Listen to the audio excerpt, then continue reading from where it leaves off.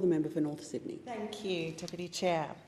Just on 12 months ago, the High Court of Australia handed down a unanimous judgment in a case that is now known as the NZYQ case, confirming that detention is a form of punishment and indefinite detention of people is unlawful and unconstitutional.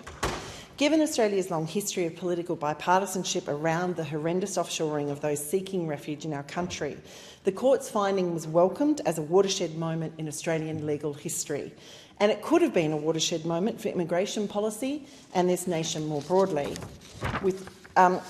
It could have been a critical juncture to interrogate the double standards that this country places on citizens compared to non-citizens, brown and black people compared to white. It could have been a moment to reflect on our treatment of non-citizens. Excuse me, Speaker. 11 years after reopening the Australia's offshore processing regime, this could have been an opportunity to ask ourselves, how can we do better? Instead, the NZYQ case saw this government thrown into panic, rushing so-called emergency legislation to reinstate the status quo and bowing to the opposition's political attacks, misleading narrative of community safety. I'm sorry, I'm going to start again, if I may. Sorry. Just on 12 months ago, the High Court of Australia handed down a unanimous judgment in a case that is now known as the NZYQ case, confirming that detention is a form of punishment and indefinite detention of people in this country is unlawful and unconstitutional.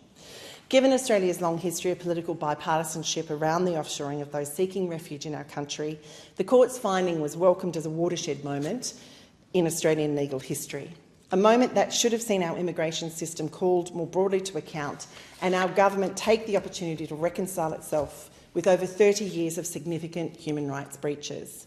Yet rather than use this critical juncture to interrogate the double standards this country places on citizens compared to non-citizens, or to reflect on our treatment of non-citizens, immigrants and refugees, and the way politicians and the media have waged a campaign of relentless demonisation against them, the government, kowtowing to the opposition's political attacks and misleading narratives around the community safety, was thrown into a state of panic and rushed through so-called emergency legislation to reinstate the status quo. And so 11 years after reopening Australia's offshore processing regime, we found ourselves yet again with a government that is determined to legislate its way around a legal finding. When it comes to almost any issue related to immigration in this country, the rhetoric that pours from the mouths of the people on both sides of this parliament is frequently abhorrent and deliberately intended to support the ongoing operation of an egregious system that suits a political duopoly determined to frighten the masses into submission. The laws then introduced in response to the NZYQ case again attempt to criminalise and control people released from indefinite detention, forcing them to wear ankle monitors and follow curfews. And here we are again, with the High Court just last week ruling these conditions are also an unlawful form of extrajudicial collective punishment. Now, I know we shouldn't be surprised then that rather than accept the legal finding of the High Court, we are yet again here debating a government's rushed attempt to ensure they can continue to impose their own political will rather than abide by international law. But this bill not only seeks to reinstate monitoring conditions, including ankle monitoring and curfews, it also introduces sweeping power to deport thousands of people. According to the Kylea Centre for International Refugee Law, this bill would allow the government to send more people to third countries, give the government sweeping immunity from being sued by people harmed when deported, allow it to revisit protection findings, meaning people previously found to be refugees could be returned to their home country, and impose harsh visa conditions for those who do stay. To be clear, the safety of the community should always be top of mind. As such, this nation urgently needs stronger measures to address violence both broadly and specifically against women. But we must not lose sight of the human rights considerations. We need sustainable long-term solutions, not reactive and rushed responses that feed off fear, equate foreign bodies with criminality, danger and distrust, and ultimately embed inequity, continuing to support an us versus them mindset. The way we protect the community from the risk of individuals who have committed serious violence or sexual offences should be the same, whether those people are citizens or not. With all of that said, the fact of the matter is this bill uses the latest High Court finding to go even further, introducing wide-ranging powers. It creates powers for the minister and other officials to collect or share details of a person's criminal history, including sharing that information with foreign countries. And to be clear, this is illegal. In fact, the bill overrides the state and territory laws that make it illegal and validates any unlawful sharing of information that may have little to no relevance to the current situation, as the offence may have been committed in the distant past. So while the government pats itself on the back for recently reforming privacy protection, it is at the same time granting itself the powers to invade the privacy of non-citizens. Additionally, the bill enables the government to enter arrangements with foreign countries that sees us pay them to accept deported bridging visa R holders.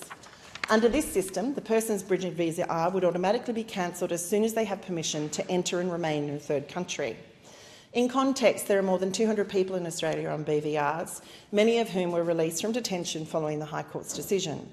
Yet for this arrangement to be pursued by the government, there is no requirement to prove these individuals pose a risk to the community. There's no requirement for a person to have any permanent right to reside in the country they are sent to. There's no guarantee of their safety. And in fact, the third country could legally detain people or even return them to their home countries to face serious harm or persecution. All of this conveniently paid for from our public purse. We know how horrific the conditions in detention centres like Nauru and Manus have been. In fact, Bethlehem Tebahu, a human rights activist and former refugee in Nauru, described it as a place with no privacy, no safety. She lamented the fact she could not see her family and she had no hope for the future. While another former detainee declared, and I quote, "It's not offshore detention, it's not a processing centre, it's a suicide centre." A recent study found that refugees detained offshore for any amount of time face a 20 times greater risk of PTSD and other mental health problems compared with asylum seekers who were detained onshore for less than 6 months. Ultimately, as someone who has long argued for our nation to not only abide and uphold but champion international humanitarian law, myself and my community firmly believe Australia's laws should leave no room for the possibility of prolonged detention here or offshore. That is why I moved a private member's bill last year to limit immigration detention to 90 days, and why I continue to call for an end to this inhumane practice. I recently spoke to a group of refugees who have been failed by the government's fast-track system. One of them, Milad Makvani, fled Iran 12 years ago to escape from an oppressive regime that puts its citizens' lives at risk. He's worked as a truck mechanic since coming to Australia, paid his taxes and employed others. But despite his contribution to the community, his asylum application has been rejected several times, and he is still awaiting the decision of the federal court. People like Milad deserve to be given a clear pathway to permanent residency, but instead, many on bridging visas fear they could have their visas cancelled or not renewed at any moment, and under this new legislation, they could even be transferred to a BVR, leaving them vulnerable to deportation to a third country where they could suffer detention or other harms. Even if the government doesn't intend to use these powers against people like Milad, the fact is this bill makes it possible. The bill also grants powers to revisit and overturn protection findings for removal pathway non-citizens. The definition of this group would initially apply to refugees on certain bridging visas, but could also be extended to other visa classes in the future, threatening people who have been living in our communities for years. Refugee status should be durable and lasting, and not open to reversal at a government's whim. To add insult to injury, the bill contains measures that would give the government and immigration officials immunity from civil liability for their actions in deporting people. To be clear, these provisions protect the government against accountability for the harm that people suffer when they're sent offshore. That means, for example, that if someone was sent to Nauru and was assaulted, they would have no recourse to hold our government to account. People held in offshore detention have very limited options to have their voices heard, and legal rights tested, with one of the few paths available to them being the tort law system. As a consequence, refugees have rightly used tort law to hold our government to account for damages and breaches of duty of care. This includes the largest human rights settlement to date, which happened in 2017, between Manus Island detainees and the federal government, following claims of negligence and unlawful detention. In addition to this, dozens of refugees have secured court orders to be brought to Australia to access urgent life-saving treatment unavailable on Nauru or Manus Island. I've heard from legal practitioners in this area about cases where a former minister had refused to act on medical advice to bring people to Australia who were at serious risk of death.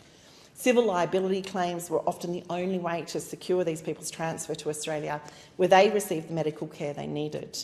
Many were hospitalised not just for weeks, but for months after they were transferred, and many are still ill now.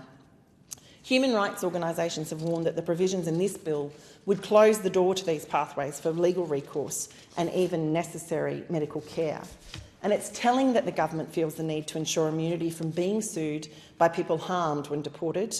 And I can't help but feel the government is the last public entity I would ever want to give complete immunity to. Ultimately, this legislation raises a number of human rights issues, with the bill's own statement on compatibility of human rights referencing infringements against the rights to liberty and freedom from arbitrary detention, the right to an effective remedy, rights relating to equality and discrimination, and many more in this bill. The Statement of Compatibility with Human Rights also explicitly mentions Australia's obligations arising from the Convention Against Torture and Other Cruel, Inhumane or Degrading Treatment or Punishment, of which Article 3 states that, and I quote, "No state shall expel, return or extradite a person to another state where there are substantial grounds for believing they would be in danger of being subjected to torture." It is frankly astonishing to read this passage being used in referencing a bill that the government is trying to rush through this House. In fact, many of the other rights listed, from privacy to equal treatment, would be equally trampled by this legislation. The conclusion of this Statement of Compatibility says that, to the extent that the measures in these amendments limit human rights, they do so in order to maintain the integrity of the migration system and protect the safety of Australian community. But numerous human rights and refugee law experts and my community of North Sydney would argue otherwise. The measures contained in this bill must be thoroughly examined and debated to ensure Australia's immigration policies are just, humane and legal, an ambition that we would have to say is well beyond our reach in the current circumstances. While it's good to see this bill being referred to the Senate Legal and Constitutional Affairs Legislative Committee, it is unreasonable to expect that committee to report back on it within just 1 week, given the substance and potential ramifications of this bill and the current workload of this parliament. This bill deserves proper scrutiny. This government needs to be held to account. Ultimately, let's be clear, we need real, long-term solutions for the challenges we face as a nation when it comes to managing migration. And I fear that those things are not contained in this legislation, and I am almost certain that a parliament 12 months from now will be back on its feet debating yet more flawed legislation which will result from the court challenges to this latest iteration, and our community deserves better.